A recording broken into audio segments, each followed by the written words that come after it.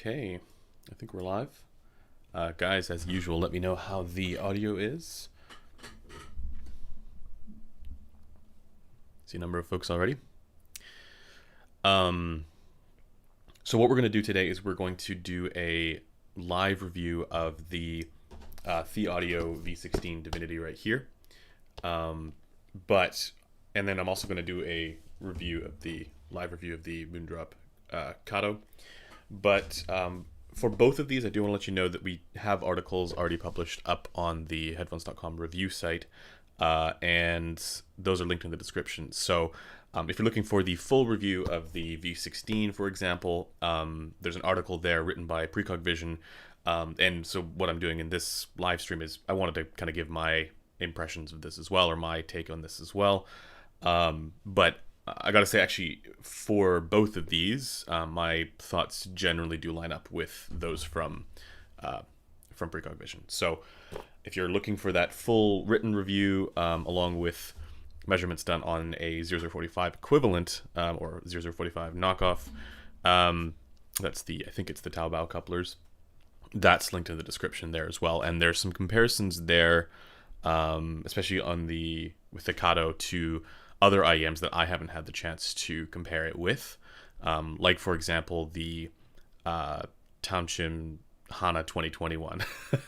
But yes, I will be comparing it to the 7Hz Timeless, and some other ones around that price as well. So I see audio sounds good. Okay, that's awesome. Great. Okay, I think Chronicle Plus copying Precog. Yeah. In this case, I definitely agree with his take. I'd almost even want to be, well, you'll see what I mean. I have slightly of a different sense when it comes to the technicalities of these. And so after the live review here, we'll go into a Q&A session. So ask your questions then. But I'm going to answer this quick one from Jason Berger. Hi Andrew, I'm looking for the IEM with the most slam. I've heard good things, including from you about the Legend X in that regard. Yeah. Also the Legend Evo. I think it's called Evo. Or maybe it's just called Evo. The other Empire Ears. One of the newer ones. That has kind of more like a Odin tuning, which is a better tuning. Grin is a cheap tile knockoff. Yeah. So it's a better tuning. Because it's more similar to the Odin, whereas like the Legend X, it's just all about bass, right? That's the problem, is that it's got crazy technicalities, but it lacks a lot of the balance for the rest of the frequency response there. But yes, it should be on your radar if you are a mad bass head. Yes. Other IEMs to consider: the Tia Trio, maybe the Neo from 64Audio. Although, like, for that excursive quality, I think Legend X is definitely better. And then the Tia Forte is worth listening if you have a chance, I guess.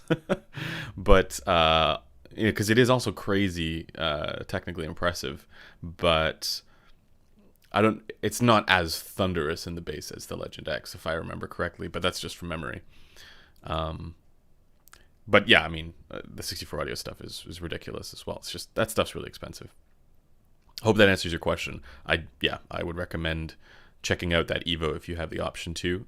It's a bit weird with, like, there's this weird resonance thing going on in the mids. I can't really quite explain it. Not resonance is the wrong word. It's sort of like a reverberation quality, but the overall tuning there is decent. Just ridiculous bass. I'd say read Precog's review of that one if you haven't yet. I think he did a review. But okay, let's dive into the ThieAudio Divinity V16 Divinity. I keep wanting to call it Divinity V16, but it's V16 Divinity. And so it says here, so it's a 16 driver IEM, but it says here Sonyan/Knowles BAs. So it gives you a sense. That's pretty typical. And I'm just gonna, so packaging, pretty good. And then it's the usual fare for the packaging. I've already taken it out of the box, but I do want to let you know that you do get additional tips here. and then you also get this little leather strap thingy, right? But that's basically it for the box. It's kind of a no-nonsense packaging system, which I quite like. But this is the case. So it's actually the same accessories as what you get with the Monarch Mark II, which I think is their best accessories to date. Obviously, these are ridiculously expensive IEMs. Let me just double check the price. I believe it's like $1,500. Yeah, $1,500. So these are, expensive. And so, at that price, you're like, well, of course the accessories should be good. And they are. So let me just actually grab first, before we get to the IEMs, let me just talk about these terminations that you get. So focus. Okay, there we go. So they are very nice terminations. This one is I'm going to take these little plug pieces off. This is, your balanced connector here, and then you get the 4.4 balanced as well. All right. So obviously I've been just running it single-ended, but I really like that they included these. Importantly though, the end, come on. It's this unique sort of 4-pin style termination on the end of the cable. So you can swap that out. So let me just grab the IEMs, and it's the same thing that they did with the Monarch Mark II, and I like this system. These are better than the previous ones that they had going on. So let me just show you that again, right? You can see, and it just sort of pops off and then pops back on. So that's awesome. The cable, again, same thing as the Monarch Mark II, which I think it's a very good cable as far as the build quality is concerned.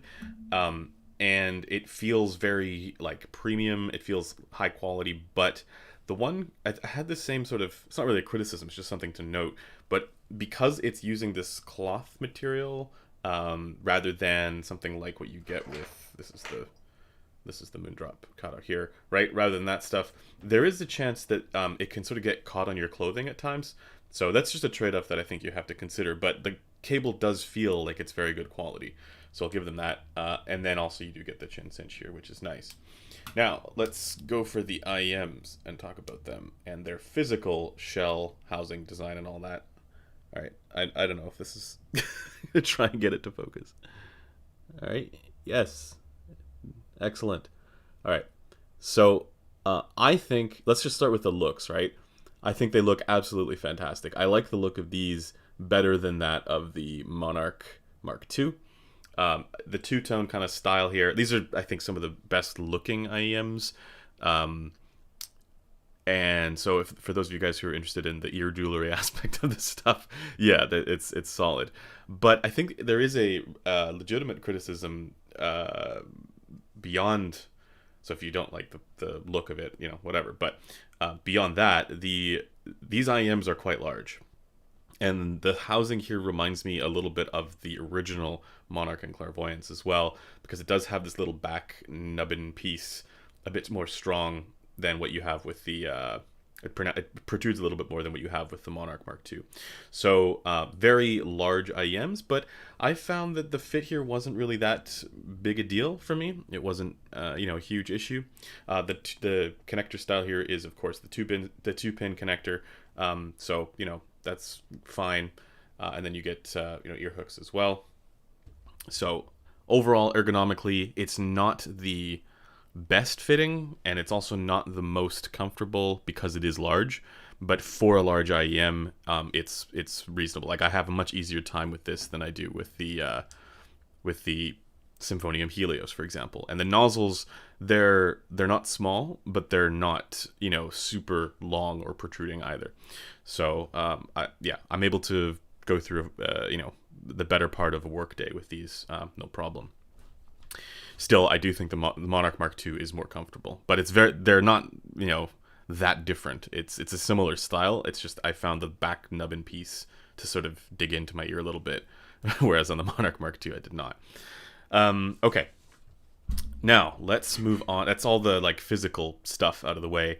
For the tips, I did tip roll with some foam tips and then some regular silicone tips, and it usually does change the frequency response a little bit, but a lot of that is just fit and insertion depth and what you're able to get.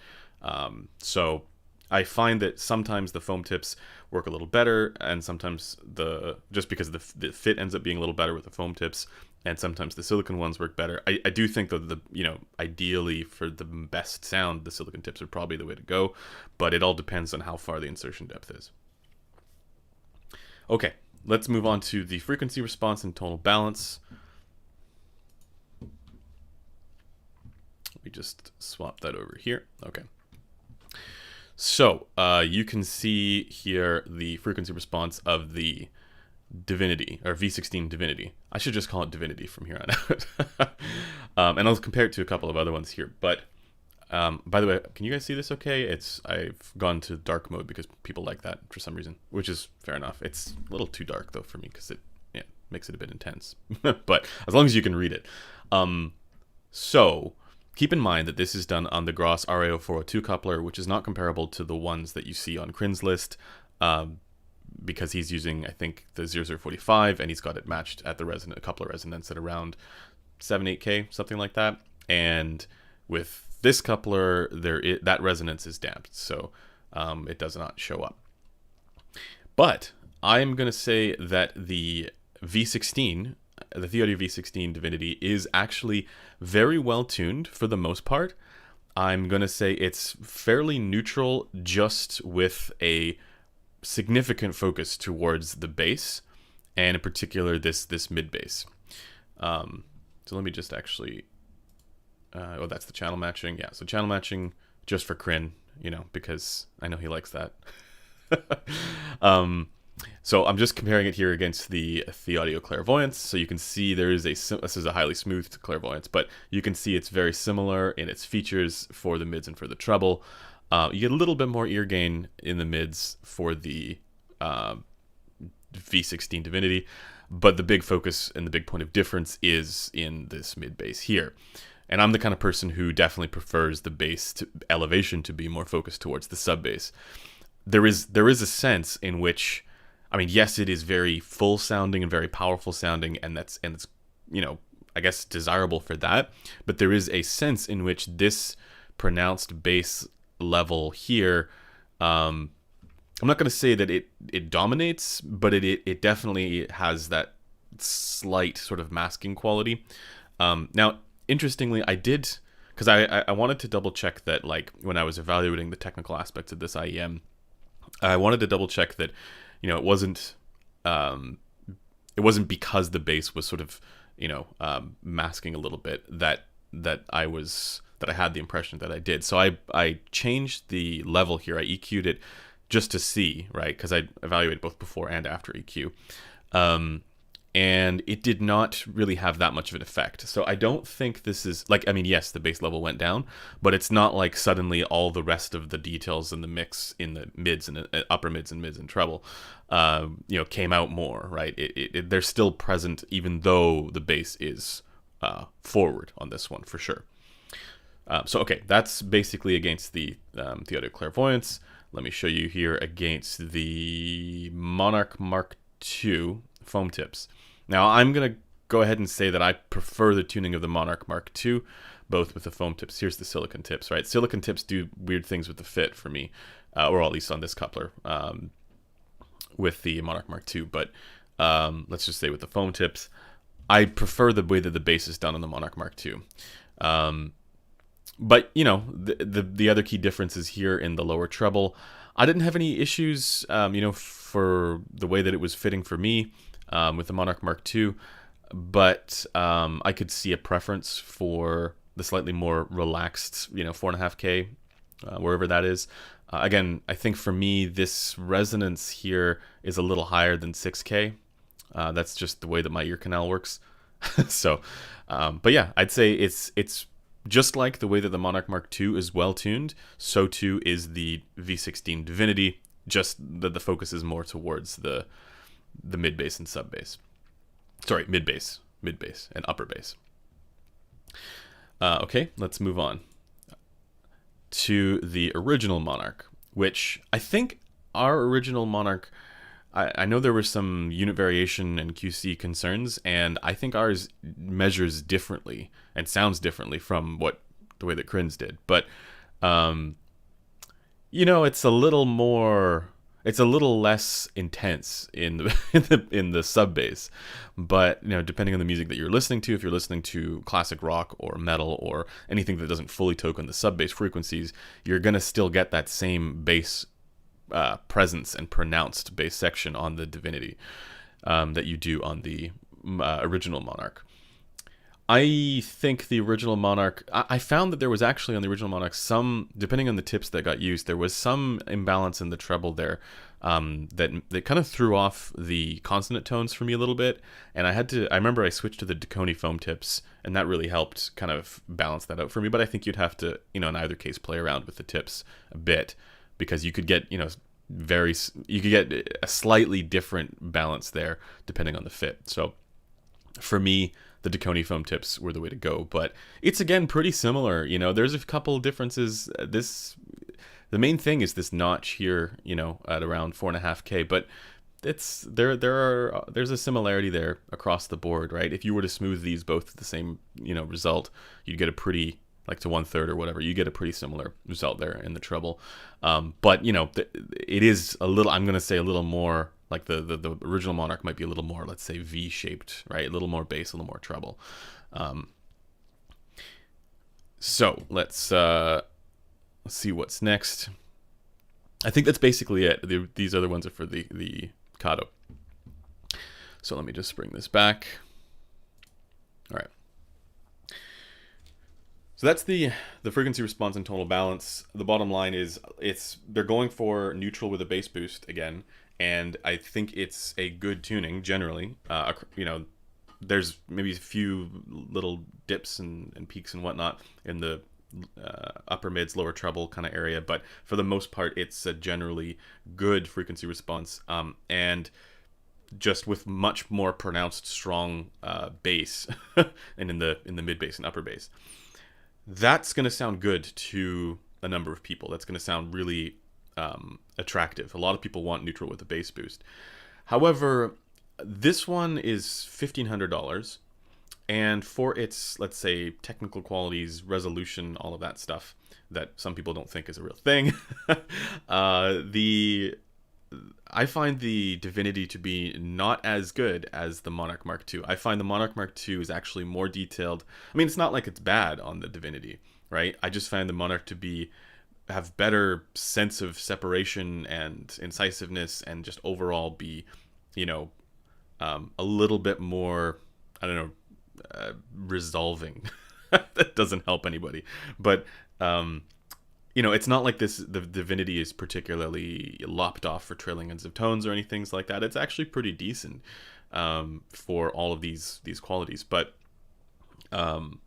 yeah, I just find the Monarch Mark II to be more impressive, more technically impressive. Now, the key reason why I think the biggest downside with the Divinity, at least for the way that I hear it, is that, and it's interesting, but even though the bass is elevated and the mid bass kind of that 150 120 hertz region, even though that's elevated, I hear the Divinity as actually lacking a sense of punch, or lacking a sense of contrast and physicality and impact. And so to me, this is one of those examples where, like, I would even go as far as to say that it kind of almost sounds compressed a little bit, in spite of the fact that it's bass boosted, right? And so to me, this is another one of those counter examples where, like, people sometimes say, oh yeah, this punch quality or macro contrast, all that stuff that you guys are talking about, that's just an elevated mid bass, right? And this is a counter example to that, because yes, it has a very elevated mid bass.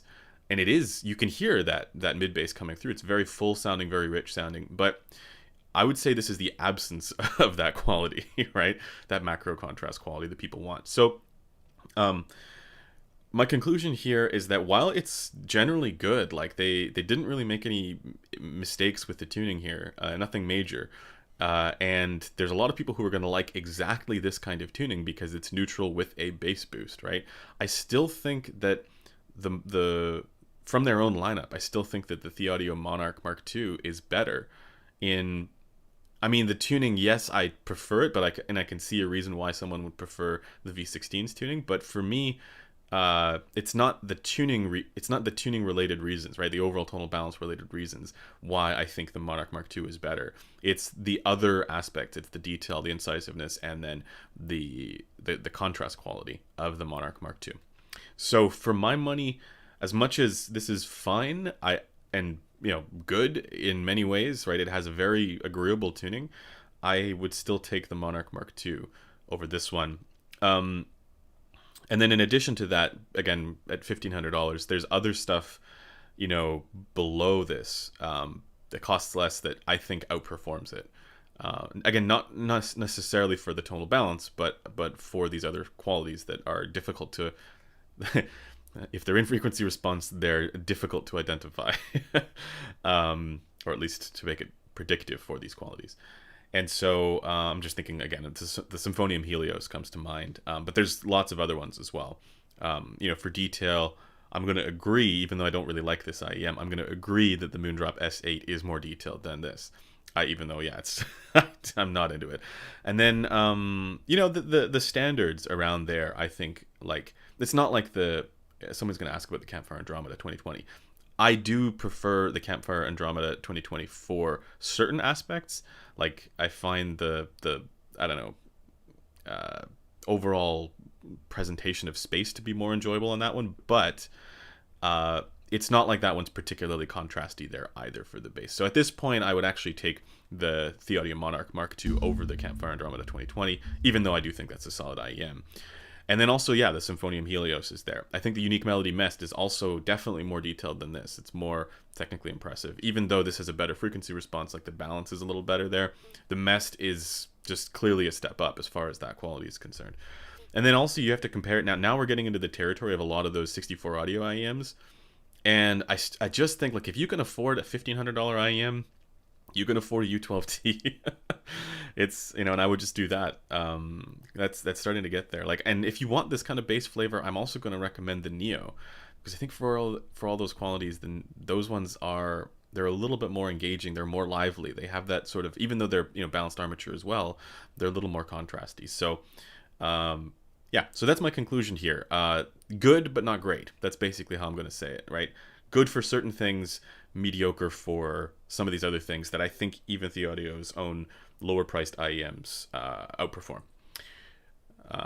So I hope that is constructive feedback for ThieAudio, and I look forward to what they do next, because the folks who tune this stuff, they really do know what they're doing. Okay. Now, let's move on to the Moondrop Kato, and I've taken the IEMs out already, but I'm going to just do a quick evaluation of the presentation in the case. Obviously, you get this. This means nothing to me. Guys, like, you could have it be a completely black box. This means literally nothing to me. But what does mean something to me is what's on the back of the box. And you can see they've got the frequency response on there, right? Now, I don't know if this is the frequency response of the actual unit, or it's probably not of the actual unit. It's probably just the frequency response of, unless, does it say that? No. But the frequency response of what this is intended to be. Now, again, this coupler is probably not the one that I'm using. This coupler is most likely, yeah, because you can see the coupler resonance right there. So this is probably a 0045 equivalent and not the RAO 402. But I love that they're putting the frequency response on the box. That's the most important thing. And I want everybody to do this. All manufacturers take note of what these guys are doing. These guys aren't the only ones who are doing it. There's a lot of brands that are doing this, but this is good. Now, with this one, you have a single dynamic driver IEM, or single dynamic driver, and it comes in under $200. I believe I saw somewhere that it's around 180, I believe. I could be wrong about that, but it's around $200. So we're going to compare it with some other ones around $200. And when I take this out of the packaging, well, it's already out, but I'm just going to show you the presentation here, which I quite like. You kind of see it's like it opens up, right, like a book, which is kind of awesome. And then there's a little, I think it's a fit guide. Yeah, it's a fit guide. Now I'm going to show you a couple things in here. For the case, you get this, which is, I like this case a lot. And I actually think it's more functional than the case that you get with the Variations, which is much more expensive. Because it's a little bit less cylindrical and more rectangular. So it fits into a jacket pocket easier. Then you do get, there's a bunch of documentation stuff. You get a little baggie as well, a little pouch, which is nice. You get a bunch of tips, as usual, but I want to, here we go. But some of the tips, actually, I found I really didn't like. So there's some tips in here that are these, I'm not sure if you guys can see this. There we go. So some of these tips are these sort of like translucent things. You can see the ones that have that sort of, you can see through them and they're black on the inside. I really don't like those tips. They kind of screw things up for me. All these clear ones, right? So for whatever reason, yeah, not my kind of thing. And I did find that, measuring them showed a different result as well. But more importantly, you do get additional nozzles. Now, these are, you can see here, it's the gold nozzles. Now, most of my evaluation has been with the gold nozzles. And I've just recently swapped out to the other ones because I wanted to check how different it is. I gotta say, the sound is not massively different when you switch out the different nozzles. I think you'd probably even get a more significant difference with the different tips and a different fit and a different insertion depth. But yeah, I do find that with the gold nozzles, there's a little more treble extension up top, which I would recommend using I mean, you can try it out and see which ones you prefer. It's nice that they include that, but I think I would probably use the gold nozzles over the silver ones that I have on there right now. Okay, now let us dive into the IEMs themselves. Grab them here. Let's start with the cable. You don't get, it's not quite as robust as what you get with the ThieAudio, the high-end ThieAudio stuff now. But the cable here is totally fine. Let me just show you here. It's just a regular, normal cable. I have no complaints, right? Well, actually, that's not true. I have one complaint. And it's the chin cinch function. It looks like there is one, but the same for their other ones. It doesn't actually seem to function like that, but maybe I just need to pull harder, but I'm not going to. In any case, the IEMs themselves, I think these are, you're going to laugh at me, there's no paint to chip. They're just silver. They're the same shape, but I think this looks amazing. Just standard silver. The cool thing on the inside, I'm not sure if you guys can see this, but you see that? Like, you see how like it's actually like contoured a little bit? Come on, focus on it. There you go. I think that's really cool. Now you won't really see that much in public because it's on the inside of the IEM, but I think that looks awesome. And they don't feel like, these actually feel, yeah, they're not heavy, but they're not like super like plasticky feeling. They actually feel like they have some decent build quality to them, so that's good. So anyways, let's talk about I just put these other, I wanted to mention, these are not the tips that came with it. There we go. I just put these other ones on because I didn't like the transparent ones. The foam ones work fine. So let's talk about, lastly, the fit with the Kato. These are very, very comfortable. They're small. They, as I mentioned with, in my previous live stream when I talked about the Titan S, the Titan S is extremely comfortable for me. But these, like the Aria, the Kato, the KXXS, they're all very, very comfortable for me as well. So, I mean, that's the thing, that it's not going to be the same for everybody. And I actually think that the one criticism with these is that if you're not using the foam tips, for some people, I've heard that they actually have a hard time keeping them in their ears. But, and yeah, I can see that being the case, because they're not like the super form-fitting kind of thing, right? So if that's the case for you, you might just want to use the foam tips. But anyways, so let's talk, and you get the 2-pin style connector on the top. So let's talk now about the sound quality, and I think you guys know already what the frequency response looks like on the 0045s. No, that's the other one. This is how it's going to sound on the RIO 402. So again, this can't be compared to the couplers that have the resonance somewhere here. These ones have some coupler damping or resonance damping, and I agree with Kryn that it's a little much on the damping. So there's probably a little more treble energy here than what this shows, but that's okay. So this is with the transparent tips. And again, for me, they did not work that great. Oops, it's not the right one. This is how it was with the regular silicon tips. And let me just see. Yeah, there's the other one as well. So they change it a little bit in the treble. And I found I just preferred this. So let me just actually swap the transparent tips over. And here's how it compares to the KXXS. I think this is the most important or telling comparison. I found that with the KXXS and the Starfield, that the treble would just sort of fall apart when you would hear cymbal hits. Now, it's not as bad on the Moondrop Aria, but it was still somewhat uneven in the treble. And I hear the Kato as more similar to the Aria for its tonal balance than the KXXS. And so, meaning that it's a little bit smoother there in the treble, but I still think that in the like 12K region, it's maybe not quite as present as I would like. So while the bass and the mids and the upper mids are all very solid on the Kato, and the treble is definitely better than what you get on the Starfield and like on the KXXS. I think it's just a straightforward upgrade there.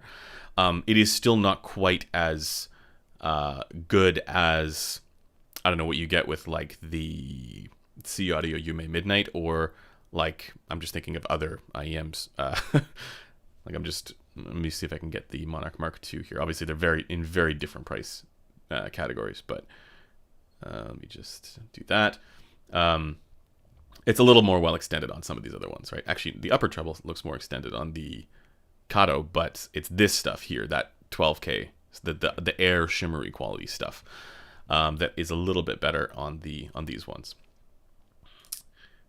So it's an improvement. It's probably either the best tuned or one of the best tuned single dynamic driver IEMs you can find. And the only one that I think might be a little bit more well-tuned in the treble is the Illumination, but that's also way more expensive. And I actually prefer the bass on the Kato. Now, it is also worth comparing against the Dunu Falcon Pro, but they're very different for their tunings. Now, if you're curious about that, actually the graph for that is up on the Headphone community forum, or up on headphones.com on the review. And I don't have that graph here right now. But the Falcon Pro is a much warmer IEM and is also very well balanced in the treble. So those are the kinds of things that I think you're going to need to consider. But yeah, that's basically it for the frequency response of the Moondrop Kato. I should mention, the bass. It's pronounced. It doesn't look like it's as intense as what you get with the KXXS, but this could just be a fit thing as well. It looks pretty consistent though to me. So maybe you lose a little bit of bass there, but overall it's a very well balanced tuning. Let's bring that around. So, okay, now let's talk about the technicalities, and this is the one that I've been spending a lot of time with lately. And for me, the technicalities here are actually, it's outstanding for the price. It's not the most punchy and impactful in the bass, but it is still more punchy and impactful than what you get with like the 7Hz Timeless and a number of other, multi-BA configurations. So solid there for me at the price, even though not the best. But then I have no issue. There's no blunting for trailing ends of tones. It's reasonably fast and incisive. The one thing that with these Moondrop dynamic driver IEMs that for me just is not the best is the soundstage. The soundstage for these, it's not like it's particularly wrong sounding or anything like that. It's just nothing special for the soundstage. But for all the other qualities like the sense of detail, the sense of punch, and the timbre as well, it's all really solid here. So thumbs up from me for the Moondrop Kato. It's I mean, we're talking around $200. So I'll compare against, I think, the 7 hertz timeless, the Midnight, and the Falcon Pro. So comparing against, so let me just say before that, the Kato is the best of these Moondrop single dynamic driver IEMs, apart from the illumination for certain qualities, if that makes sense. But let's compare to other stuff now around that price. So against the Falcon Pro, as I mentioned, the Falcon Pro is a lot warmer. I found the Falcon Pro to be a little bit more focused towards the lower frequencies, but not just for the tonal balance, but also just the technicalities. Those would shine through a little bit more. So it's definitely richer and thicker, but at the same time also a little bit more dynamic and contrasty down low. But apart from that, I think that the other aspects, like the clarity from the upper mids, is a little better on the Kato. I mean, you guys know me, I prefer tunings in the upper mids that are a little more relaxed. So most of these IEMs are just a little shouty, but it's not really, the balance is still good on these. But with the Falcon Pro, that's one of the things that, it's a little more mid bass and bass focused. And it's nice and smooth for the rest of its tonal balance. But as far as the actual detail and incisiveness goes, I'm actually going to give the edge to the Kato. But yeah, for certain other and my comparison there with the Falcon Pro, that's with the default, the neutral sound signature nozzle, because there's a bunch of different tunings there. Because I didn't find the other ones to be that great. But anyways, so I think if you want that warmer kind of thing, that's a little more bass focused, a little more contrasty, I guess, down low, the Falcon Pro would be a good comparison. But I could see reasons to go for either one. The ThieAudio Yume Midnight is an IEM that it's around this price, I think. I think that the Yume Midnight is better tuned. Just straight up, I prefer the tonal balance of the Midnight. Now, it's not a single dynamic driver IEM though, so that's really where the trade-offs are. And if you don't like the BA sound, then this would be a really good alternative. But if I had to pick between this and the Yume Midnight, I would probably still choose the Midnight. I'm just trying to think of what else. I mean, the Midnight's not perfect either. It's got some unevenness there in the treble, but I do prefer the relationship between treble and upper mids on the Midnight. And then compared to what was the other one I mentioned? Oh yeah, the 7 hertz timeless. So I would actually take the Kato over the 7 hertz timeless. And why? Okay, so the 7 hertz timeless is more detailed. It is better at instrument separation. It is more incisive, but the Kato doesn't have that sibilance issue in the treble, and the Kato also has a better bass tuning. And then importantly, the Kato doesn't have that balanced armature planar magnetic timbre that is very noticeable in the timeless. Now I know that throws a lot of people off, because a lot of people bought the timeless because it is a very unique and somewhat special IEM. That nothing else really exists like that at the moment. Maybe they'll release another one, but and it definitely deserves praise for what it is. But is it the best IEM at that price? I actually think that both the Midnight, the Yume Midnight, and the Kato are better. They're the ones that I would choose over the timeless. But yeah, I think that's basically it. If you want more comparisons, I think Precog did some more comparisons in his review with the Tamchim Hana 2020 or 2021 or whatever that was, and I think he actually even liked the Hana 2021 better, or whatever. Is it 20? Yeah, Hana 2021. I think he actually liked that one better. So if you're curious about reading that comparison, that's also linked in the description. I just haven't heard that one, so it's worth considering. And so basically, I'll give my conclusion here. Is the Moondrop Kato worth it? Yeah, this is definitely one to keep high on the list, high on the radar there for single dynamic driver IEMs, and it's probably, if it's not the one that I would go for, it's in the top 2 or 3. It's definitely in contention for me for best under $200. But that's basically all I have to say about these. Two quick disclaimers. The Divinity, the ThieAudio Divinity was sent over by Lynn Soul for evaluation. So shout out to Lynn Soul. Big thanks for sending that over for review. And the Kato was sent over by Hi-Fi Go. Also, shout out to Hi-Fi Go. Big thanks for sending that over for review. And of course, all thoughts and opinions are my own, as usual. So that's basically it for the evaluations here, and what I'm able to do, because I can definitely compare them to other products, but those are the ones that I thought that I happened to have on hand that I thought would make sense because they're around that same price. But okay, let's get into the Q&A. So if you asked questions before and I missed them, drop them in the live chat now, and I will try to get to them. If we can glean info about whatever detail is by looking at FR, where's the numeric metric for that? That is the problem to be solved. The ultimate goal would be to eliminate the need for subjectivity. I completely agree.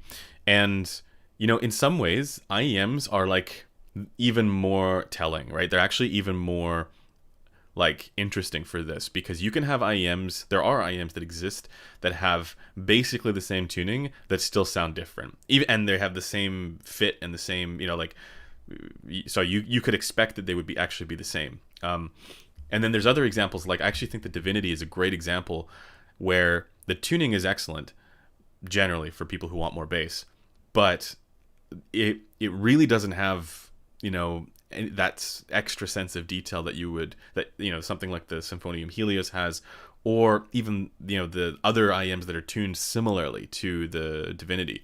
And even when I was even messing around with EQ to get it to be a little closer to the Monarch Mark II, and it's just not on that level.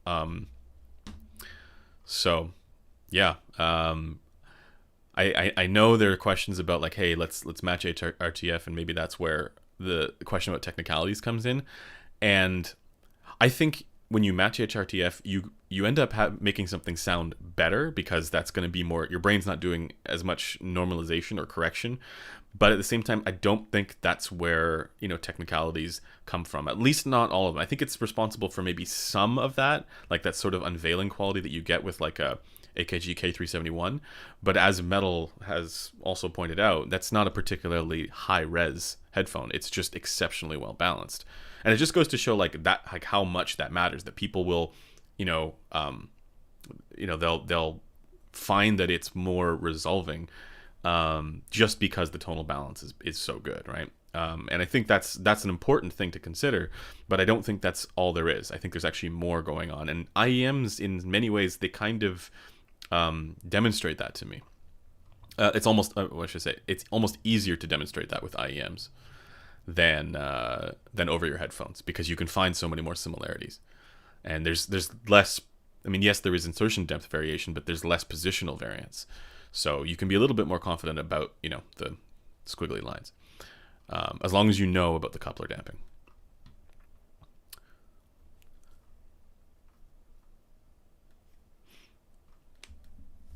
You hope you see a difference over your Aria. It's not a huge difference, I will tell you that much. The Aria is better value because it's way cheaper.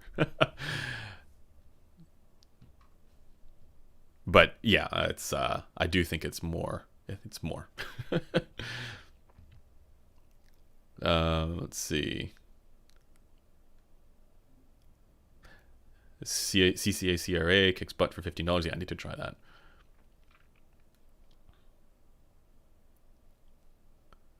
Falcon Pro needs a bass retune though, doesn't it? It is a little bit on the warm side for me, but it's still really I kept going back to it and going, man, this is really well balanced. So for people who want that warm kind of thing, and I think again Precog Vision did a good job there with his review of it, because it's sort of how I would describe it as well. It's like you stepped into a room that was a little bit warmer.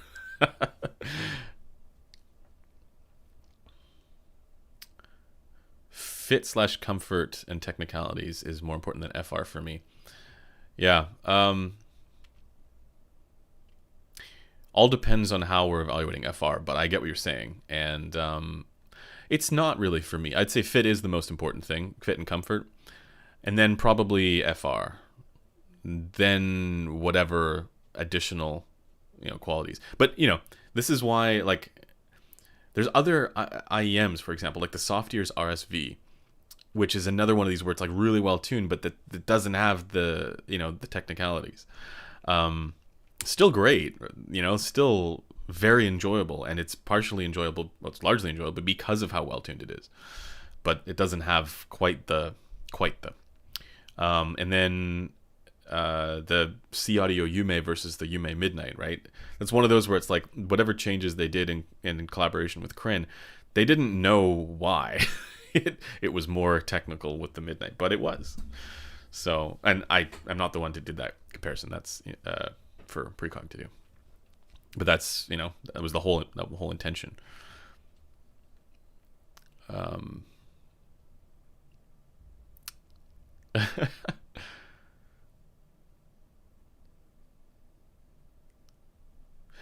Yeah, and here's the other thing though. A lot of the people who will be talking about, frequency response being technicalities, as much as I'm sympathetic to that idea, I don't think anybody's been able to demonstrate that yet. And the problem is that you can't demonstrate that without actually having the headphones that you're trying to emulate on hand to listen to.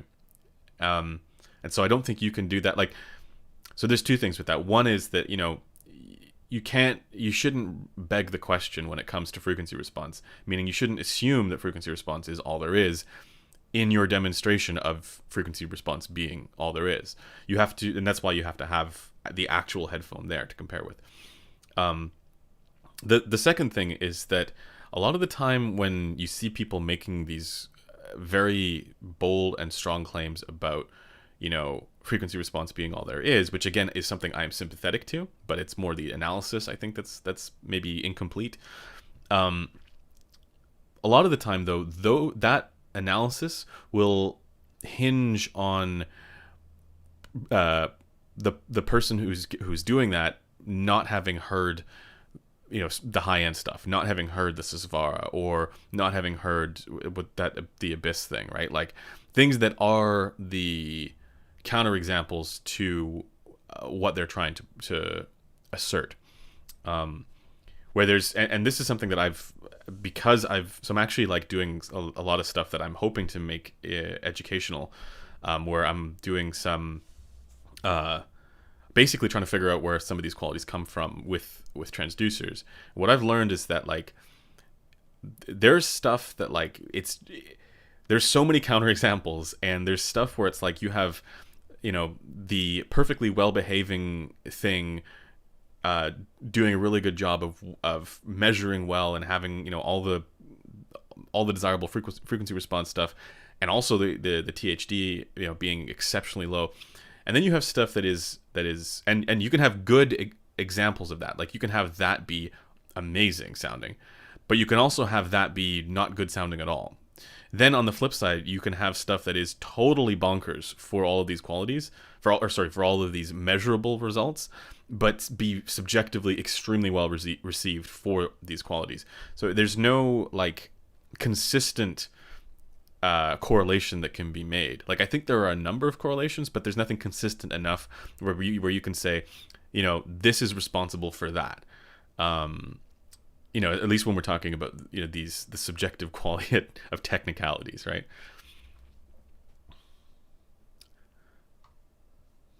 Can you teach me Ling Bane? Yes, I can. Yes, I can. Oh man, I miss that. I need to get back into that. I am tempted to like just use it because we have a Twitch channel, right? I'm tempted to use that Twitch channel for live streaming it, but the problem is that I don't know how many people are actually interested in that, and it takes so much focus that I wouldn't actually be able to like engage with the chat. So it's pretty difficult. All right. What's next? How's the weather there? It's pretty sunny today actually, but yeah, it's like whenever the sun comes out in Vancouver, everybody just like comes out of their holes in the ground or apartment buildings, and so it's really busy generally when the sun's out. It's just hard to actually, and the traffic is insane, so it's actually hard to get anywhere that you'd want to be. Like, you can't find parking in the nice areas because everybody is there.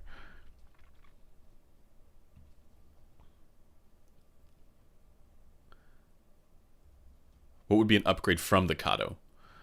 Variations or SA6, depending on the tuning that you want.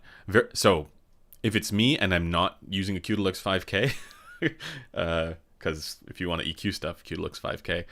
But if you're not gonna do that, I personally would choose the SA6. But if I have the option of the Q-Deluxe 5K, I would probably choose the variations.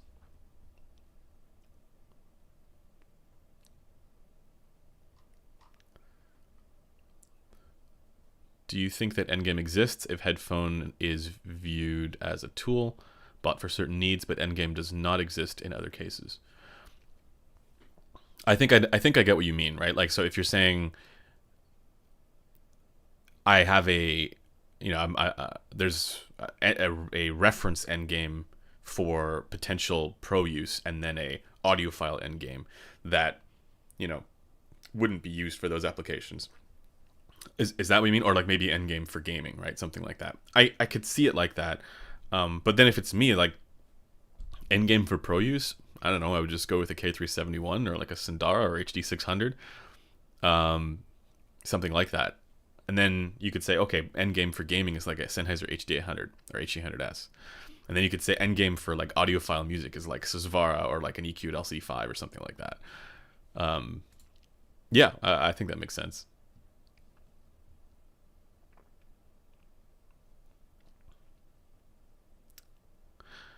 If the Kato has the flagship single dynamic driver, does this mean the illumination is now pointless, especially at over 4 times the cost? So the illumination, I'm going to say, has a better... This does 2 things better. One is the treble balance, without question. And 2, it has a very natural timbre. And I think also partially because of that treble balance. But where I see the Kato as being slightly more engaging is actually in the bass and in the sense of contrast and dynamics, which on the illumination I just don't find to be all that special.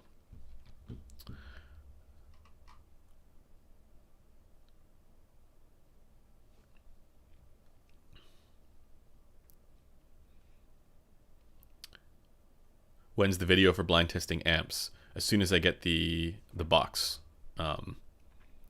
And then I have to actually make the video. So it'll probably be a March thing. Either end of this month or early March. That's my goal. But so the thing is, like, the box it needs to get made, it needs to get shipped, and then it needs to be still tweaked. It's like implemented somehow. So, and I'm working with a guy, a designer who's helping me with that. So it's all going to be set up.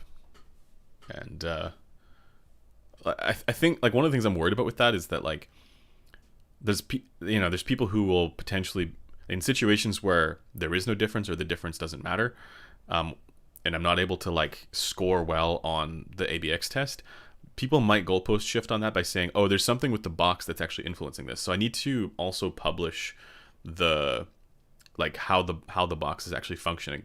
And I'm told that it's essentially just cables and a switch. Because I don't want people to, like, goalpost shift on that in the situations where the results are not, there's no difference in the results, basically.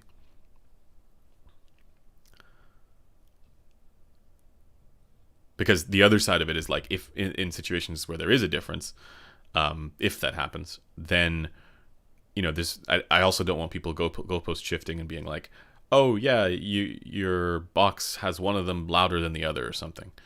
Because people will always point at that kind of stuff or try and find that kind of stuff. So I need to make sure that this is, like, dialed in.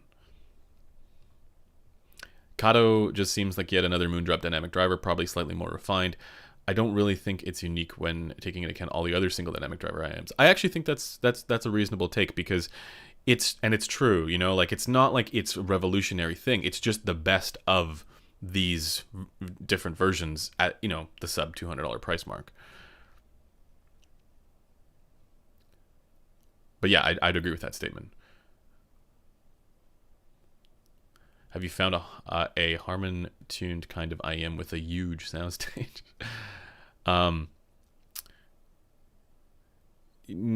Depends what you mean by Harman. Do you mean like the Harman IEM target? Because that's a different thing. Because the Harman IEM target, there's not that many IEMs that go for that these days.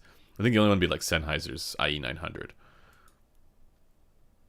And kind of the variations, kind of. But I find that IEMs in general don't have big soundstage. It's more that just like there are some where the instrument positioning and placement is very like, I don't know, filled in somehow. And there's others where that is much more of a flat plane. And I kind of hear it almost like a triangle when I'm listening to a pan, where it's like left, left, left, left, left, switch, right, right, right, right, right. And they're not as gradual of a pan as what you get with other ones. That's really, and I don't know, maybe that's frequency response related. It's probably frequency response related, but it could also be due to, I don't know, fit or something else. I'm not sure. But that's just my subjective experience with some versus others.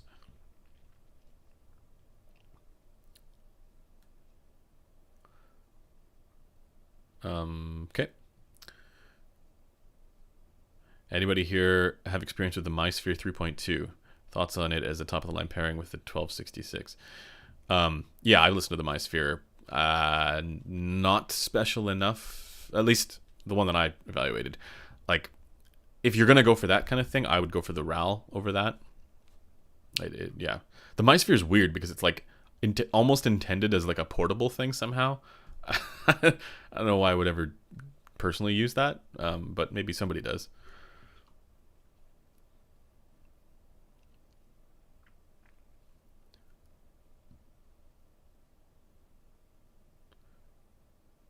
All right.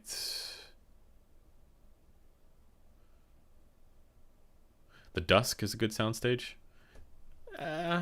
Yeah, it's not. I wouldn't say it's that special, but it's fine. Yeah. I don't think the original one is. I think they're very good at instrument separation. Yeah, but I wouldn't say they're massive soundstage. Like the ones that have a ridiculous soundstage are like the Legend X and like the Forte. Those ones have ridiculous soundstage, but for the most part, IEMs don't. They're not. Like even just comparing, like, let's say good IEMs for this, like a Symphonium Helios or Campfire Andromeda, to an over-ear headphone or to speakers, right? It's a different kind of experience.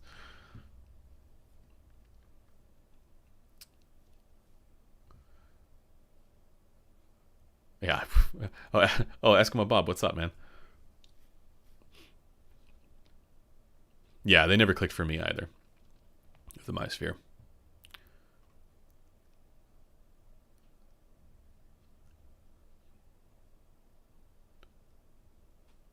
They did try to make the UMA Midnight more technical as they put a more expensive tweeter in expanding the range. You know what's funny though? I didn't hear where I heard it as being reasonably technical was not in the like the treble was fine, but I actually found that it was more whatever changes they did with implementation in the bass. So like that mid-range was a little cleaner, I found. But yeah. Spicy take. I'd rather use AKG K371 over any other IEM on the market. There's a lot of IEMs that are generally good, but if you have an ear canal that, like, kind of like mine, where it's like most good IEMs, like well-tuned IEMs, are a little shouty, I could see going for the K371 over most IEMs, like, or other IEMs. But that's why, for me, like, I listen to something like the Dunu SA6. That tuning is just so much more right for me because I have an ear canal that I think over amplifies that, 3K range. So it's just too shouty there. Like for me, my ear canal amplifies like 3K, 6.1K. I want to say like 9, 10K, something like that. Or like, yeah, somewhere around there, depending on the fit. But that's why for me, I find most good IEMs to be shouty.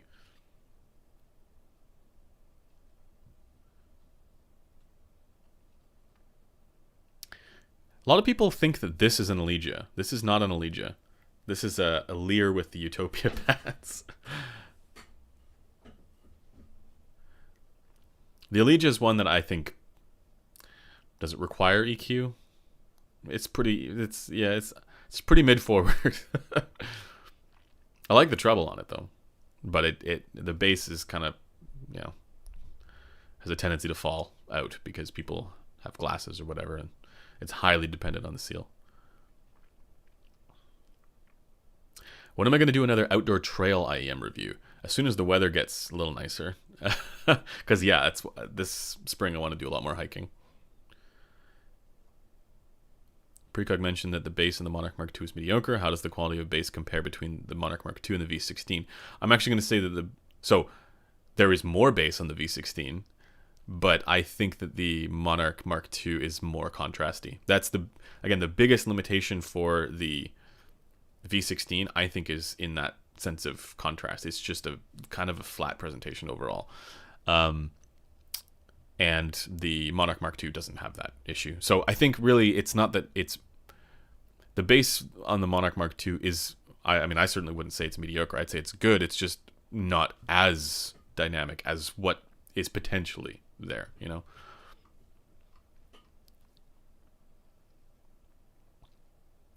Like, I personally really like the way that the Monarch Mark II's bass is done, in part because of where the shelf is.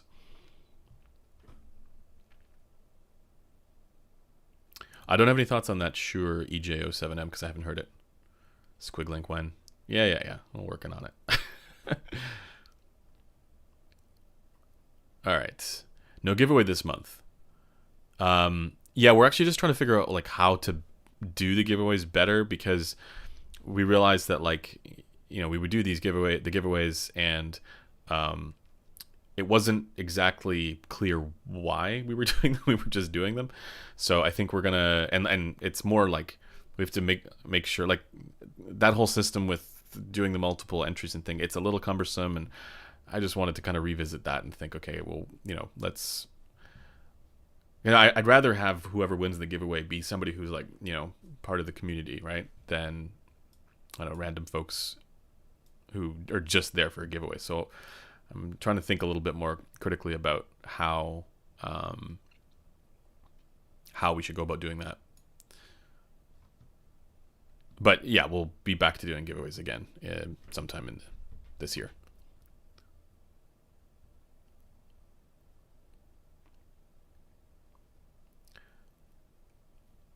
How often do you still listen to your bottlehead crack? I've never had a bottlehead crack.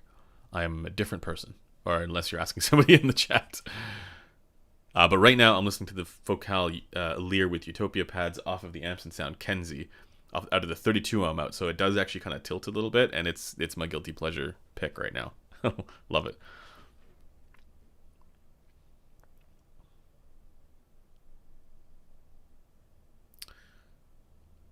Okay.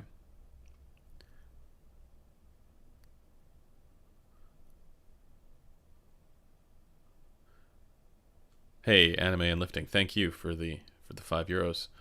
If you have a question, let me know.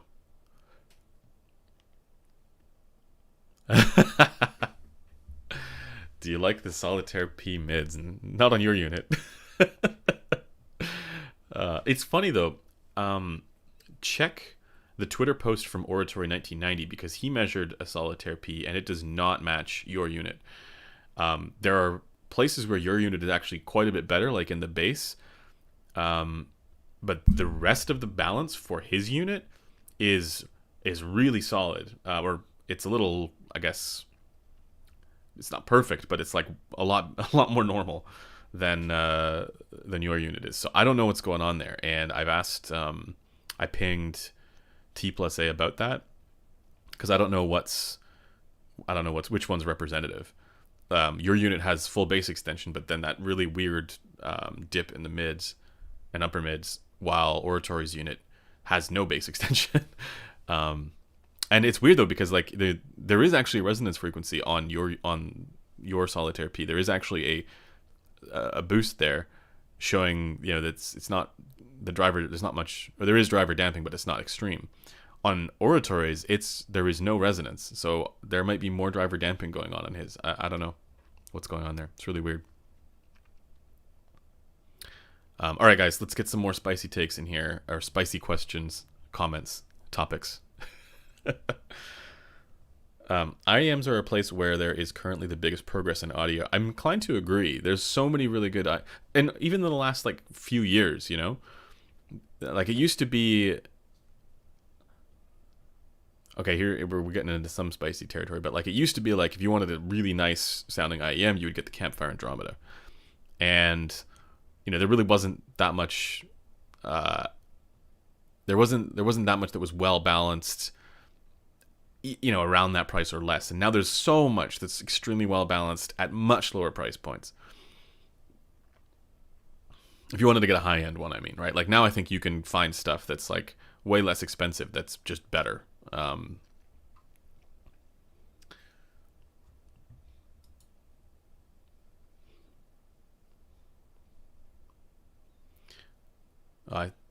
Someone is asking about the ER2, the etymologic stuff. It just doesn't work for me. Like and I think it's probably my ear canal.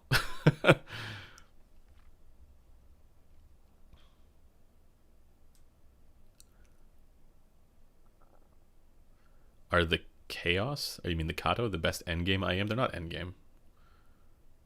Or is the Chaos a different thing?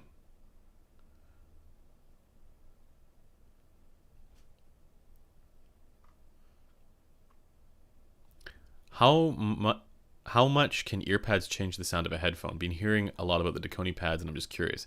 They can potentially change a lot depending on the acoustic design of the headphone. So there are some headphones like the Sennheiser HD800S where the pads aren't the thing that is as influential on the tuning. And the nice thing about that is that they don't actually change. The tuning there doesn't change all that much over time as the pads wear. And then also the positional variance is not as extreme because it's not like it doesn't change dramatically depending on the clamp pressure and the pad compression because the pads are very thin. There's other pads like, for example, the stuff with the Odysseys where the pads are massive and they have a significant impact on the tuning, and that's in part because the whole point there is to get, you know, full bass extension, and so you need that kind of, you know, really good seal that you know there's a benefit to having those thicker pads in order to achieve. But that's not to say that if you were to swap the pads on the Sennheiser HD800S, it wouldn't have much impact. It absolutely would have an impact. It's just that the default ones are not as influential on the tuning as default pads are on other headphones. So yeah, it really just depends on the acoustic design, if that makes sense. But also, like, try and look at the frequency response when you're like, if Dakoni is publishing frequency response for the pads on a given headphone, try and make sense of that so you know, right? Because a lot of the time you just want to like throw random pads on your headphone, right? Like you want to make sure that they're the right pads because they can have such an effect on the frequency response that it can make it better, but it can also, and I think oftentimes more likely, make it way worse. So I don't really bother pad swapping to stuff that's not intended. The exception there is like with the ZMF stuff where like he's deliberately tuning, like making pads that are meant for his headphones. So yeah.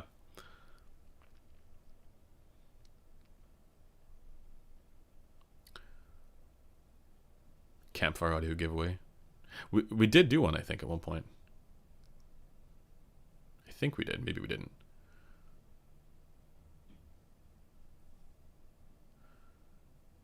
Let's see.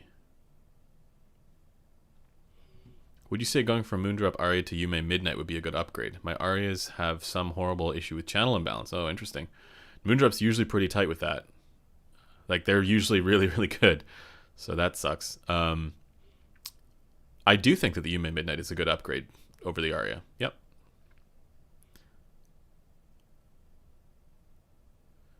Giveaways seem like a marketing ploy. Yeah, sort of. The thing is with the giveaways is that like we're gonna do them anyways. Like we just thought, okay, we might as well like rope them into the channel. But the other thing I'm finding is that like it's not necessarily like we haven't really figured out why. It's more just because they were gonna do them anyways. That's really why we started doing them on the channel. So I think we might pick that up again, but it might not be something that we then promote as much on the channel or where we combine with the channel. But we might still. I'm not sure. We haven't totally figured that out yet. but we are going to go back. We are going to eventually do giveaways again, right? It's we've been doing giveaways before it was on the channel, and we're going to probably continue as well afterwards. I think it's just not as many people knew about it. That was really the whole point. Let's see. Pairing a giveaway with a product release. Yeah, like with the Celestia. Yeah. And maybe that's what we do. But I like the idea of doing more regular giveaways. I just want to make sure that it actually is like going to people who will value it rather than just like turn it around and sell it. That's the thing I don't really like. And also, like, I don't know, have you guys noticed this? But like, I am not a hype guy, so I'm not the kind of person who's like, get excited for this giveaway. Like, that's not my kind of thing. In fact, I don't really care. Like, it's fun to talk to you guys and do Q&A sessions, but like, and giveaways are helpful in the sense that there's lots of people who will, participate in those live streams. But as far as actually doing the giveaways, I'm too dead inside for that. And so maybe we'll have somebody else do them.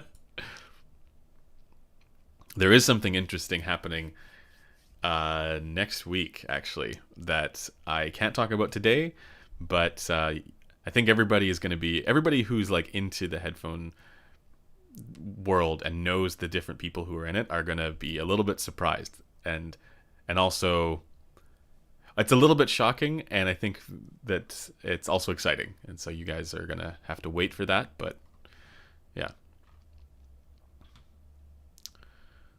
Raphael, thank you. I am to complement 2021 LCD X. Also, would you EQ extra bass if you were using the X bass on the Zendak for the LCD X? Oh, interesting.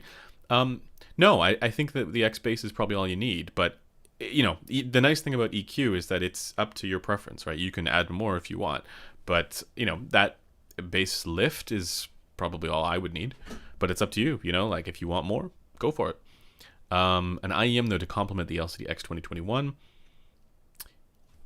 Monarch Mark II. Why? Okay, because the Monarch Mark II it's like, so the LCD X 2021 is good but a little relaxed, right? Let's just say it's a little relaxed because the upper mids are not as analytic and forward.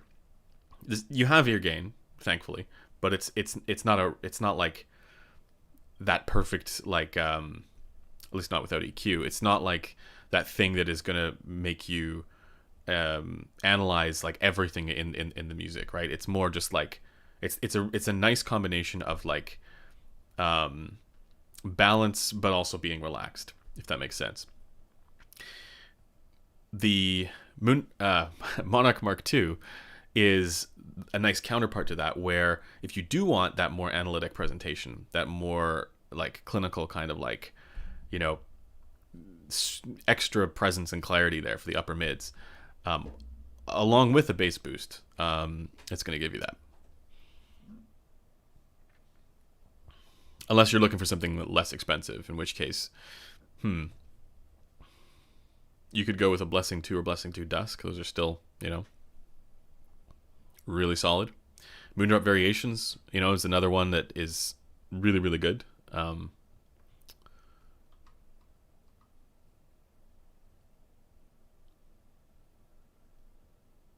Dip in the mids is a really nice way to put no mids at all on the Solitaire P. Yeah. Well, I mean, it's upper mids. It's the ear gain. Yeah, that's missing on it, unfortunately.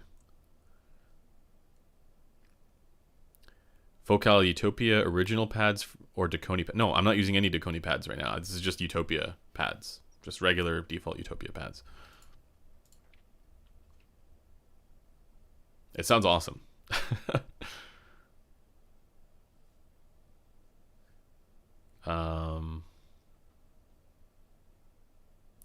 I think Campfire audio is kind of less significant since 2020.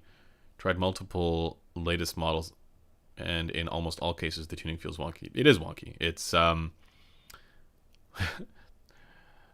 not at all part of all that stuff with headphones.com no longer carrying Campfire. It wasn't to do with me, but I will agree that they've only really made, I think I've said this even before, they've only made like 2 good IEMs.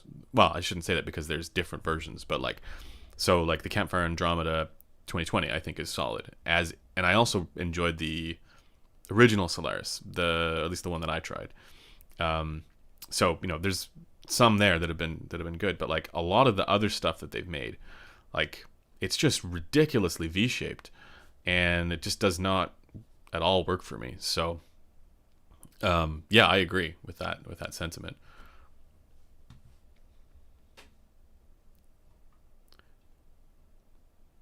What's the best headphone money can buy right now? The one you tried that you said, wow, this is the best I ever heard. It's probably the Susvara off of certain amplifiers. I mean, yes, there's that Sennheiser that crazy Sennheiser, there's the HE1 thing, that's like 50 grand or whatever. That exists. But that's like not attainable for most people. So I would say Susvara off of certain equipment is up there for me. Also, Focal Utopia. These are like if you're never going to EQ. But I have a ranking list for this up in the Headphone Community Forum. It's linked in the description. But then there's somewhere, if you can EQ, it's like, wow, that's special. Like a lot of those, a lot of the Odyssey headphones where, if you EQ them and they can handle the EQ, you can really, you can nail it.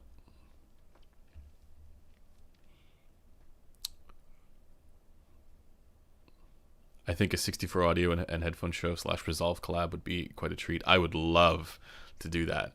64 audio, yes.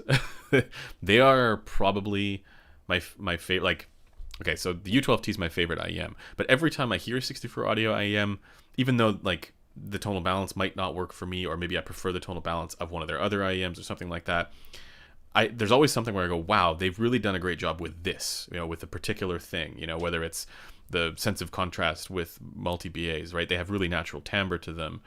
They have really good detail, really spacious presentation for the Forte. Like, there's always something with the 64 audio IEMs where I go, that's still better than, much of the other stuff around whatever price.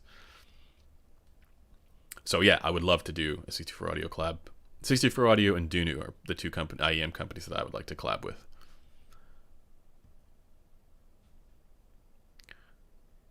We'll go for another 15 minutes here.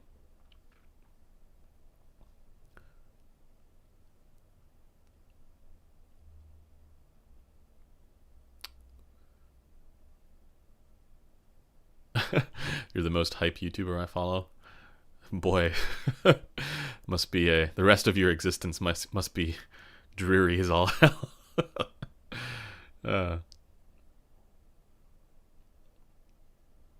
Your giveaway is so precious for people like me living in a third world country without a chance to afford the high-end stuff. Well, yeah, I mean, there is that. It's mainly like there's people who, if the giveaway ends up being super popular, there's a lot of people who would just be there for the giveaway and they wouldn't necessarily enjoy the goods, So again, we're going to get back to doing them, I think, but it's more a matter of figuring out how and in what way. So yeah, just stay tuned for that. KZ Resolve when you need a hat trick. I don't think I probably wouldn't do a KZ collab. It would I mean, Dunu is probably at the top and 64 audio, but it's just like 64 audio stuff. Like, who the hell am I? They've already made the U12T. Done.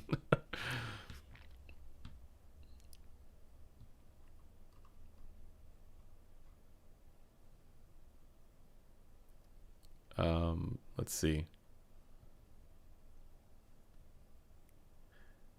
Did you see the GR research video where he called out the entire YouTube 2-channel industry? Quite spicy and generated some spicy responses. I haven't seen that, no.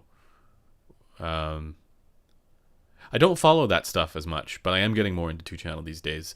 Like I just recently set up those Head Type 07 Mark IIs in the studio, and like I got them. It's funny because like I had to actually turn them upside down, which is not something that I would have wanted to do, but the positioning where they're at, because I have computer screens, right, that I edit from. I had to push the computer screens down, and then they're sitting on stands above it, angled downwards towards me, and that, to try and get the tweeter to be right at ear level. And what I did was actually I measured them using the Gross, and just because I was curious.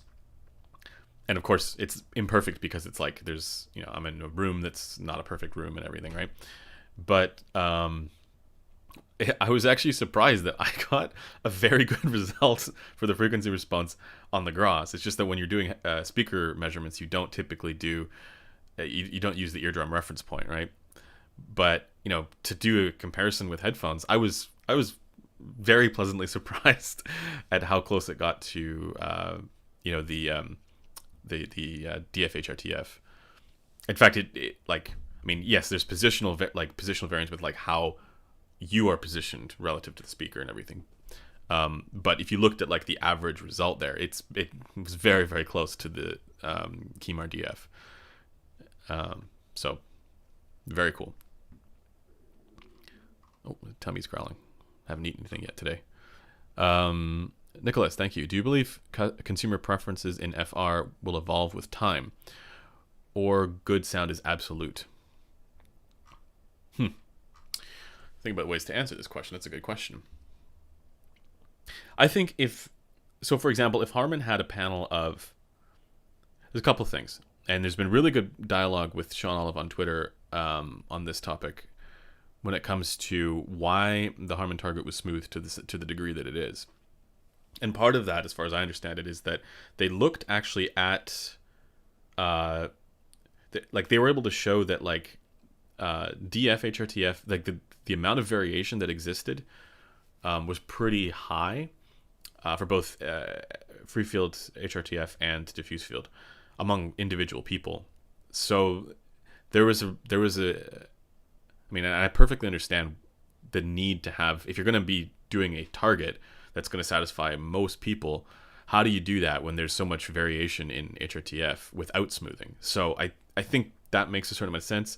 However, there is also a sense in which, wouldn't you, like, again, thinking about like the measurement rigs in particular and the physical ear that's being used there, wouldn't it make sense to go with the average, not averages in like averaged and smoothed to like a mean average, but like a median or a mode average, so that you get the most like average ear result, rather than and then say, okay, well, we can just go with a more fine-grained target on the average ear. And again, I don't know if this is just pure speculation on my part, but like this was my one of my criticisms of the Harman research. It's that there's not, it's smoothed to too coarse-grained of a degree. I think it'd be interesting if you could have that same target built around the average ear, and then not have it be as smoothed, and then see, because we know what the preference research tells us, right? So to get back to your question there, I don't think that the consumer preference tilt would be all that different if you just gave Harman all the resources to do like, a panel of 1,000 people, right? I don't think that the tilt would change, because it's anchored to speakers as well, like what people preferred in speakers too. So I don't think that tilt would be that different. I think the tilt would probably be the same.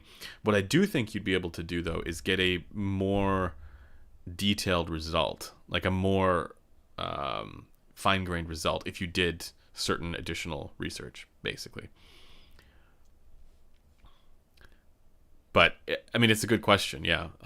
So to answer the last part there, is good sound absolute? It is absolute, but that doesn't mean that there isn't going to be variability among individual people. There's two things. There's that, right? But the other is that even if you perfectly, and this is, I think, the reason why preference research is essential, even if you do perfectly get something that is HRTF-y or matches your HRTF, that doesn't say anything about how you want your music to sound.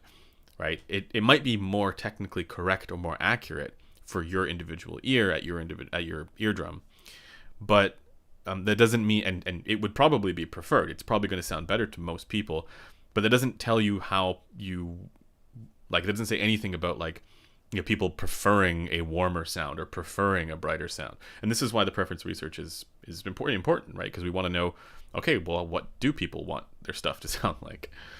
So yeah, hope that answers that question. It's a good question. Let's do a couple more questions like that one. Okay.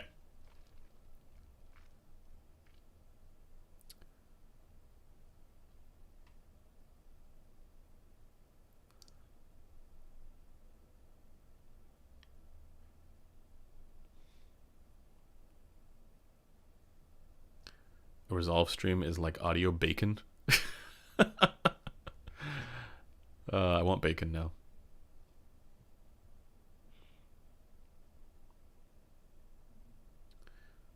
All right.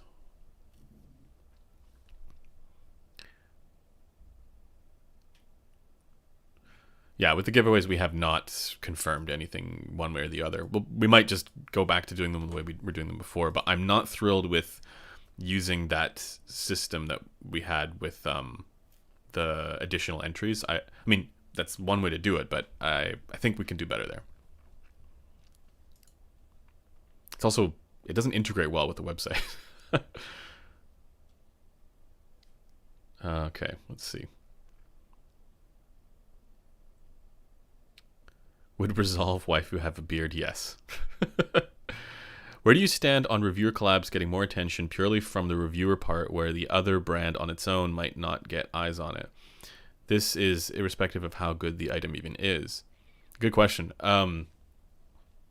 It's a little bit like like years ago there were like computer peripherals that would be named after or like collaborated with, you know, like professional gamers and stuff like that. You'd have the Fnatic mouse and whatever, and then that, I mean, it exists today as well. It's everywhere, right? And those would specifically get attention because of the name that was associated with it. And there's an element of that, right? I think it's fine because it's just marketing, right? Like there's a sense in which it's literally just a marketing thing. 1 second here. And in a way, it's like, this is a new way to market your thing, or maybe a better way to market your thing. However, from my perspective, like from a what's interesting to me perspective, there's nothing unique about the fact that it's a collaboration. You know, like, so for example, I just mentioned this earlier, like, I could collaborate with ThieAudio, but they've already made the U12T. So does adding my, you know, name to the U12T or whatever change I would make there, which would be very minor, does adding my name to that make it a better or more interesting product? You know, I don't really see any reason why to do that other than, you know, for marketing purposes, right? So in that sense, I don't find it, you know, all that interesting. But yeah, from a like marketing business perspective, I don't have any issues with it. They're already doing marketing, right? And that's it's funny. Years ago, I took a course in grad school called the Moral Limits of Markets, which was a very interesting course, but it kind of touched on this topic a little bit, but it had to do more with like the like, I think the question was like, it had to do with sports, right? Like, does, you know, calling something a, you know, Subway play of the game or whatever, does that corrupt, because now does that corrupt the good of the game, right? Now you've introduced this like marketing element to it. And my answer to that is like, it's already a business. You know, you're already doing marketing stuff. So I don't really have any issues with that. That's very off topic, but it reminded me of that for some reason. And so I would, I would say I don't have any issues with it. Guillermo, thank you. If you did a collaboration with Dunu, what kind of product would you want to make? And how can we help make this happen? No, I so the gentleman from Dunu who I know, he watches these streams, so he's well aware that they're at the top of my list. um, I think it would just be a matter of, like reaching out and having that conversation, dedicating a lot of time to that. What product would I want to make? All right, I have an answer for you. It would be a high-end SA6. Either a high-end SA6 or a hybrid SA6.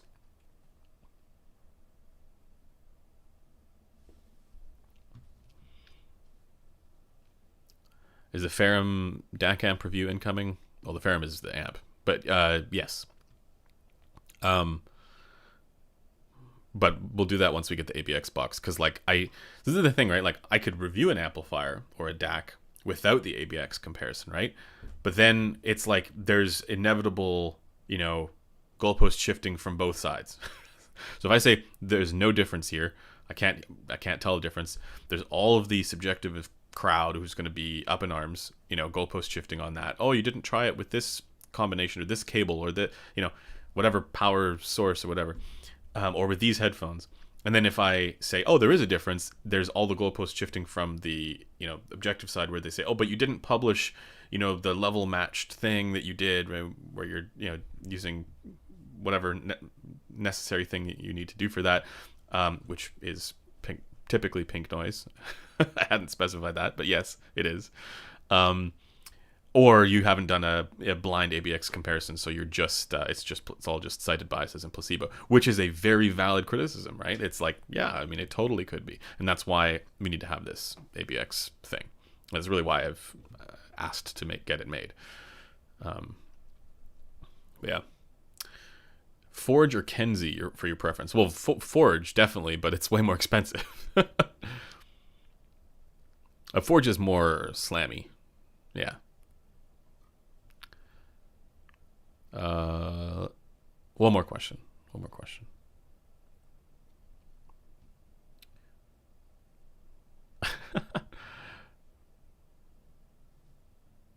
Fanatic SteelSeries headset.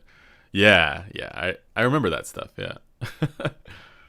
So it's not really that, the collab idea is like, okay, yeah, it's a little more focused towards audiophile stuff, but it's not that different in principle from that type of stuff. So, but that's why I say, like, for me, if I put my name on something, like if I do a collab, it damn well better be something that's amazing, that I'm like, yes. Like, I don't, as much as I like Corinne's collabs, the Dusk is excellent, and I really like the Yume Midnight. The FHE Eclipse, it's not for me, and the treble on that KZ is not that great. And so for me, it's like I would only want to do the ones where it's like where I personally would want to use the product. So let me just be fair to Corinne there. I don't think he intended the Eclipse to be, the be all end all, right? I think he specifically wanted it to be flavor, right? With the KZ, that's one where I mean, he did improve the tuning for most of it, but that treble, I can't deal with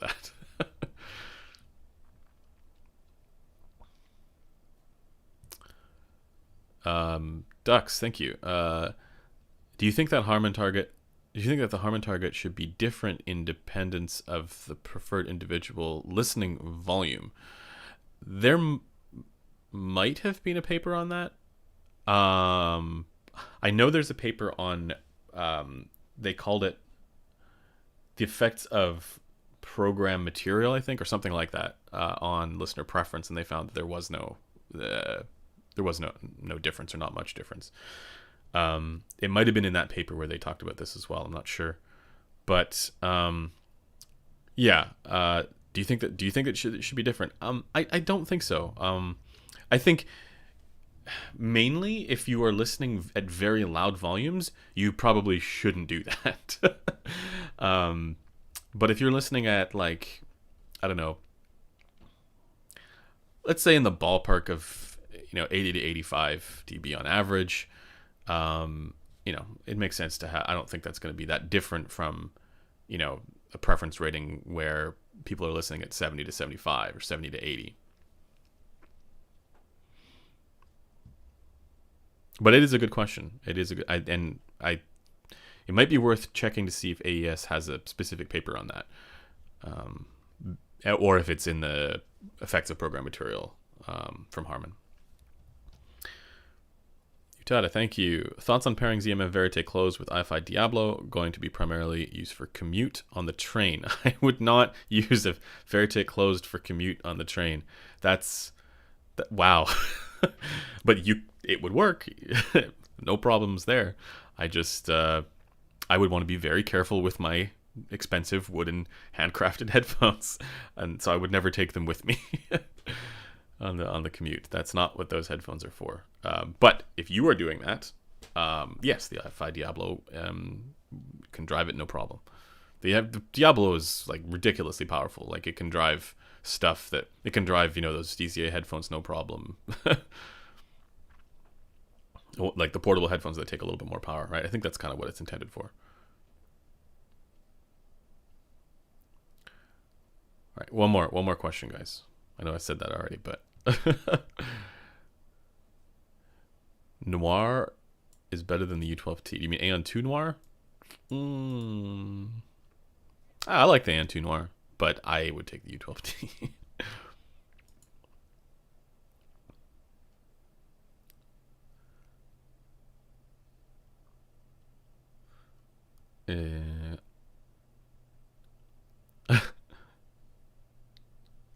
IEMs evolve way faster than speakers and headphones. I mean, look at the 7 Hz Timeless. This was unthinkable in 2021, and the quantity of new IEMs every month, while headphones come out like every 3 months. That's because it's way cheaper to produce. Yeah, like people ask both me and Crin, I imagine, about over-ear collabs, right? Because for me, over-ear collabs are very interesting. And I think they would be for Crin as well. It's much more difficult to do collabs with over-ear headphones, and partially because it's like with IEMs, like you can test stuff with IEMs. I mean, yes, you still need to get the tooling up, and it still costs money, but it's not as much of an investment to get that stuff rolling, or to make whatever changes, right? Especially if you have like a housing already that you're just making small adjustments, right?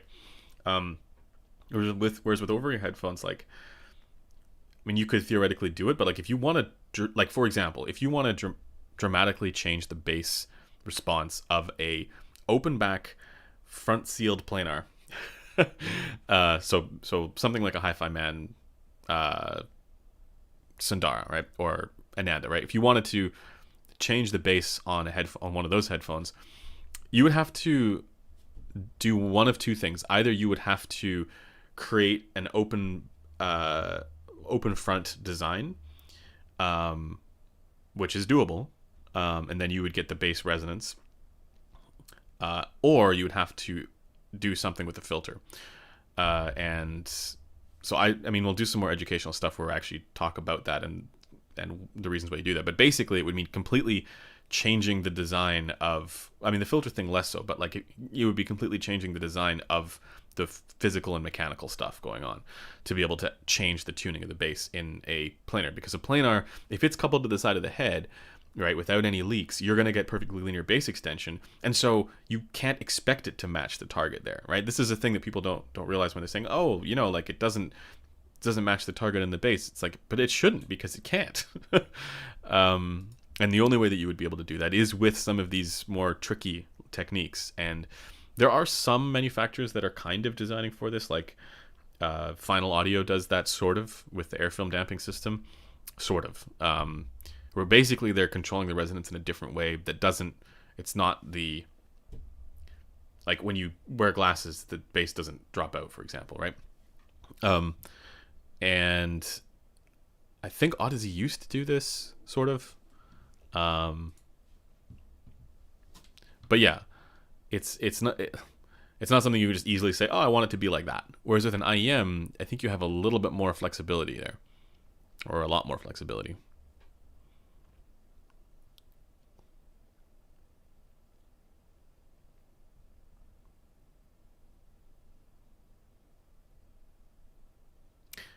IEMs get better and better in 6 months, while speakers and headphones seem to stagnate. Yeah, I mean, there is an element of that. Yeah, there's a lot of innovation going on in IEMs these days, and I think it's because the market is just really competitive. You have so many great, like, Dunu, Moondrop, ThieAudio. I mean, obviously 64 Audios, but is good, but they've been around doing like the high end stuff for a long time, right? Just trying to think who else. I mean, yeah, obviously the 7 Hertz Timeless is in that category. I mean, to another extent, the ThieAudio Yume Midnight, what they did with that, Tanchim, you know, like there's a lot of these brands that are coming out of China that are just like, they're producing like killer IEM after killer IEM, and it's great value for people. They haven't been able to do that yet with headphones. So there's some headphones that are you know, becoming really good bang for the buck. Like actually that Edition XS I think is really good, really aggressively priced. But there's not that much, you know, and I think it's just because it's more expensive to produce.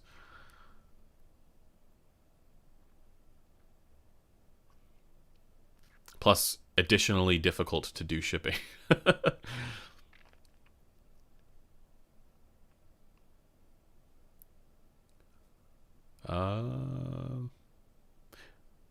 All right. Would upgrading from the Aria Stealth Magnet to the Hi-Fi Man HE1000 be worth the extra money? No. I mean, that like, you know, like diminishing returns kick in quite a bit, you know, after that. I mean, even before that. And so that's just like the next one. In many ways, though, what I would do is I would just save your money and see what kind of deal you could get on a Susvara, because then that's like really, really worth it. Like it's like little jump, little jump, little jump, incremental jump, and then like big.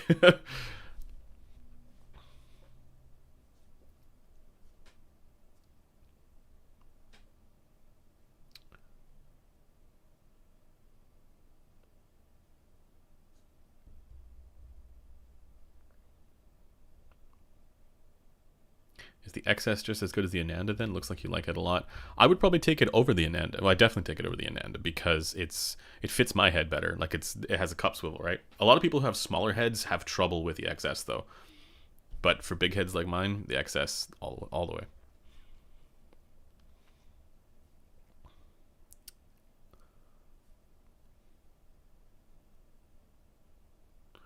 All right, guys, that's going to do it for this live stream. So thanks to everybody for hanging out. Once again, thank you to Lynn Soul for sending over the ThieAudio V16 Divinity, and thanks to Hi-Fi Go for sending over the Moondrop Kato for evaluation.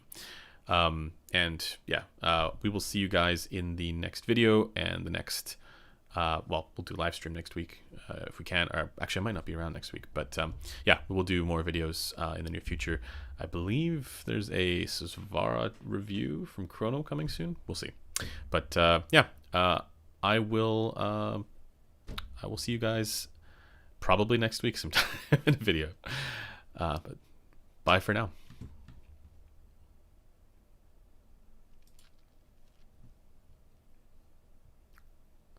And for Tom, please make the high-end hybrid SA6 happen. Tom, hit me up. All right. Cheers, guys.